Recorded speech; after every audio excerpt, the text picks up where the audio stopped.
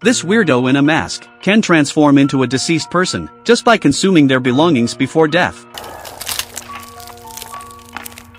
Although it only lasts for 2 minutes, it allows the family to fulfill their final wishes. Many people believe it's worth paying a fortune just to see their loved one for the last time. The bar owner has been raking in cash as a result. Little do they know, a horrifying plot is brewing. One day, a man walks into the bar, whips out $2,000 and hands it to the owner, says he wants to see his dead wife, but strangely enough, the owner refuses to take the job, and angrily kicks the man out instead. It's like he sensed something ominous. He pops some tranquilizers, then records a final video message. Minutes later, the owner crawls out of the basement, engulfed in flames, takes his last breath shortly after. A few days later, Alice, who's abroad, gets a call that her dad passed away, so she heads back to her hometown that night, sees her father's corpse, but doesn't feel an ounce of grief. He had abandoned her as a child after all. She has zero emotional attachment to this father in name only, but as she's about to leave, a man stops her in her tracks. He's her late dad's attorney, there to have Alice sign off on the inheritance. Pulls out an ancient deed, tells her, once she signs her name, the property will be hers.